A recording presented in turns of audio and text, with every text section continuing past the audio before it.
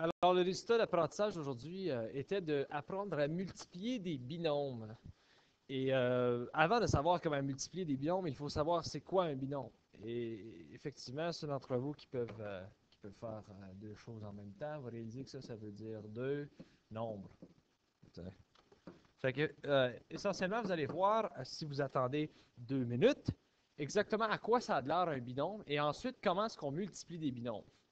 Et puis, avant même que j'embarque dans ce concept-là, je vous rappelle d'un concept que vous aviez vu il y a peut-être 5 ans. Comment trouver l'aire d'un rectangle. L'aire d'un rectangle, ceux d'entre vous qui ont une mémoire quelque peu efficace, vous allez savoir c'est base fois hauteur ou longueur fois largeur, tout dépendant de l'enseignant que vous avez eu à l'époque. Et c'était assez simple. Mettons que je vous donnais un rectangle qui était 12 par 8. Bon, dans ce cas-là, vous dites que l'aire est 12 fois 8 qui est égal à 96. Bon, ce n'est pas ben difficile. Il y en a d'entre vous qui ont pu trouver ça sans que même je vous pose la question en salle de classe. Mais je vous ai montré aussi une autre façon de la regarder. Au début, je vous ai dit, si je l'écrivais comme ceci, est-ce que ça change de quoi?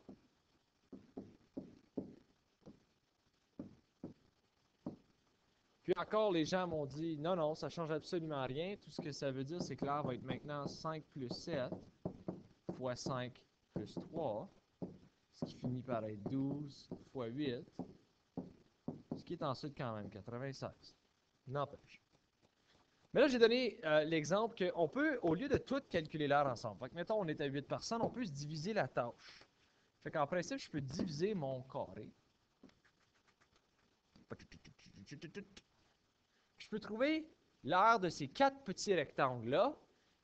Et pour savoir l'aire totale, je n'ai qu'à additionner. Fait que je sais que cette grandeur-là est de 5. Cette grandeur-là est de 5. Donc, l'aire en dedans ici, c'est 5 fois 5, qui est donc 25. Dans ce petit rectangle-là. L'aire ici, on dit que c'est 7. L'aire ici, c'est 5. Donc, lui, c'est 5 par 7, qui va être donc 35. Ici, c'est 5 encore. Ici, c'est 3. Donc, ça va être 3 fois 5, qui va me donner 15. Et encore une fois, ici, c'est 7. Ici, c'est 3. Donc, ça va être 3 par 7, qui va donc me donner 21. Fait que pour savoir l'aire totale, j'ai simplement à faire le 5 fois 5, plus 5 fois 7, plus 3 fois 5, plus 3 fois 7. Donc, si je mets tout ça ensemble, c'est 25 plus 35, plus 15, plus 21. Et si vous calculez toute cette somme-là, ça vous donne quand même 96. Donc, c'est une différente façon de la regarder. Si jamais que je choisis de le calculer en morceaux, ça devrait me donner la même chose. Donc, comme vous pouvez voir ici, 5 par 5, c'est 25. 5 par 7, c'est 35. 3 par 5, c'est 15. Et 3 par 7, c'est 21. Puis ensuite, l'aire totale, c'est la somme de tout ça. Puis il y a des gens en classe qui m'ont dit, ben à quoi ça sert? Comme c'est quoi le point d'être capable de trouver ceci? Voilà. Si je me retrouve avec un rectangle qui a les côtés x plus 5 par x plus 4, alors, ce qu'on a premièrement établi, c'est, OK, bien l'aire, dans ce cas ici, va être x plus 5 fois x plus 4. Ça, on ne peut pas le nier. Et il y a des gens qui ont dit, tada, ça, c'est ce qu'on appelle un binôme. Remarquez, x plus 5 est un binôme et x plus 4 est un binôme. Et j'ai dit en salle de classe que les parenthèses sont là pour une raison. Le x ne peut pas juste changer de parenthèse. Il est pris dans une parenthèse avec le 5. C'est comme une relation. OK? Ils sont un couple, le x et le 5. Regardez comme il y a un autre, le x et le 4 sont un couple. Mais le 5 ne peut pas juste aller courailler avec le 4. Il est pris dans les parenthèses avec le x. Alors ça, c'est la façon de l'écrire algébriquement. Maintenant, on va utiliser le carré ou l'aire de chaque petit carré pour être capable de trouver c'est quoi l'aire totale de ce rectangle. Donc, faire la multiplication entre ces deux binômes-là. Alors, x par x, c'est x fois x qui est x au carré. X par 5, c'est x fois 5, ce qui va être donc 5x. 4 par x, ça va être 4 fois x, ce qui va être donc 4x. Et 4 par 5, ça va être 4 fois 5, ce qui va être donc 20. Donc, je peux tout mettre ça ensemble. je sais que l'art total va être la somme de chaque côté. Donc, ça va être x fois x plus x fois 5 plus x fois 4 plus 4 fois 5. Alors, je mets tout ça ensemble. X au carré plus 5x plus 4x plus 20. Et maintenant, je peux regrouper ce qui est en commun. Le 5x plus le 4x, ça va me donner 9x plus 20. Et voilà ma réponse finale. Donc, après que j'ai trouvé l'art de mon rectangle, ça me donne une fonction de second degré. Mais ce que j'ai noté, c'est que ça, c'est une énorme perte de votre temps de faire un rectangle à chaque fois. Donc, on a essayé de trouver c'est quoi un pattern. On sait que le x, fait que si ici j'avais x plus 5 fois x plus 4, comme vous voyez au A, le x doit multiplier le x. Et ensuite, le x doit multiplier le 5. Si je regarde ici, le x doit multiplier le x et le x doit multiplier le 5. Donc, je l'ai fait à l'envers, pardon. Laisse-moi retourner. OK. On ne regardait pas le bon x. Le x doit multiplier le x et le x doit multiplier le 4. Le x doit multiplier le x et le x doit multiplier le 4. OK. Deuxième chose. Le x ici doit multiplier le 5. Le 4 ici doit multiplier le 5. Fait que les deux doivent multiplier le 5. Alors, le 5 doit multiplier le x. Le 5 doit multiplier le 4. Alors, on regarde ce qu'on avait dans le carreau, ou le carré, ou le rectangle de tantôt. Tu te fais des flèches. Chaque membre doit multiplier l'autre membre de l'autre binôme. Donc, le x doit multiplier le x, le x doit multiplier 4, et ensuite le 5 doit multiplier le x, et le 5 doit multiplier 4. Fait que chaque partie de chaque binôme doit se multiplier. Et parce qu'on cherche l'aire totale, on doit additionner chaque morceau qu'on vient de créer. Donc, avec ceci, je peux faire x. Donc, ici, on va dire que y est égal à x fois x plus x fois 4 plus 5 fois x plus 5 fois 4. Parce que je suis mes flèches. Donc, ça ici, c'est la partie 2 en bleu. Je regroupe ce qui est en commun, ça me donne x au carré plus 4x plus 5x plus 20. Et donc, ça me donne x au carré plus 9x plus 20. Ce qui est essentiellement, ce qui est exactement la même chose que j'ai fait tantôt. Maintenant, mettons ça en pratique avec l'exemple ici. 2x fois 3x. Et 2x doit aussi multiplier le 8. On a dit chaque partie, le 3 doit multiplier 3x, le 3 doit multiplier le 8. Même chose qu'ici, le x touche le x touche le 4, le 5 touche le x, le 5 touche le 4. OK? Fait que c'est toujours les mêmes flèches. Puis ensuite, tu te bases là-dessus pour créer ton équation quand tu multiplies les binômes.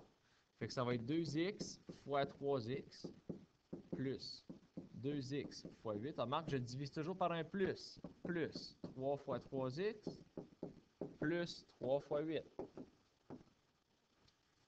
2x fois 3x, c'est 6x au carré. 2x fois 8, c'est 16x. 3 fois 3x, c'est 9x. Et 3 fois 8, c'est 24. Je regroupe ce qui est en commun, ça donne 6x au carré plus 25x par 16x plus 9x, c'est 25x plus 24. Voilà la multiplication de mes deux binômes. Maintenant, on le fait un peu plus vite. Je fais tout le temps mes flèches. X fois 2. Je sais qu'il va y avoir 4 fois x, 4 fois 2. OK? N'oubliez pas, faites toujours vos flèches. Ça va vous sauver du trouble. Fait que là, je sais que x fois x au carré. X fois 2, plus 2x. 4 fois x, plus 4x. 4 fois 2, plus 8. Donc, vous voyez comment je peux commencer à le faire pas mal plus vite. Ce qui me donne donc x au carré plus 6x plus 8 parce que 2 plus 4, c'est 6. Même chose de ce côté ici. X fois 3x, x fois 4. Ensuite, je vais avoir 3 fois 3x et 3 fois 4. Donc, y va être égal à x fois 3x, ça va être 3x au carré. X fois 4, ça va être plus 4x. 3 fois 3x, ça va être plus 9x. Et 3 fois 4, ça va être plus 12. Ça me donne ensuite 3x au carré plus 13x plus 12 comme réponse finale. Lorsque j'ai multiplié mes binômes. Là, ici, on est arrivé à une petite situation un peu différente. Au lieu d'avoir une addition, on a une soustraction. Fait que ce qu'on a dit, c'est faites-le comme si c'était normal. Donc, faites vos flèches quand même. X doit multiplier le X doit multiplier 3. Alors, si je mets tout ça ensemble, je le divise une étape à la fois. Fait que je sais que ça va être X fois X plus X fois 3 plus. Là, ça, traite-les comme un entier. Moins 2 fois X plus moins 2 fois 3. Ce qui va ensuite me donner X au carré plus 3X. Moins 2X, ça me donne moins 2X. Et moins 2 fois 3, ça me donne moins 6. Donc, 3X moins 2X, c'est juste 1X. Voilà votre réponse finale. Je peux commencer maintenant à aller un petit peu plus vite. Je mets mes flèches. Je sais que lui va affecter lui, il va affecter lui. 2x fois 4x, ça va me donner 8x au carré. 2x fois moins 3, ça va être moins 6x. Moins 3 fois 4x, ça va être moins 12x. Et moins 3 fois moins 3, ça va être plus 9 parce que 2 négatifs me donne un positif. Ce qui me donne donc 8x au carré moins 18x au carré. Pardon, moins 18x, pas 18x au carré, pardon. Plus 9 comme réponse finale. On continue ici, x fois x, x fois 3, 3 fois x, 3 fois 3. Pardon, moins 3 fois x, moins 3 fois 3. Ça me donne x fois x qui est x au carré, x fois 3 plus 3x. Moins 3 fois x, moins 3x, et moins 3 fois plus 3, c'est moins 9. Fait que là, remarquez, j'ai 3x moins 3x, il s'annule. Ça donne x au carré moins 9 comme réponse finale. Et en dernier, même chose, n'oubliez pas de mettre vos flèches. 3x fois 3x, ça va être 9x au carré. 3x fois 5, ça va être 15x, plus 15x. Moins 5 fois 3x, ça va être moins 15x. Et moins 5 fois plus 5, ça va être moins 25. Encore une fois, les 15x s'annulent. Ça donne 9x au carré, moins 25 comme réponse finale. Alors, ceci met fin à la leçon d'aujourd'hui. Si jamais vous avez des questions, n'hésitez pas à m'envoyer un message sur Edmodo.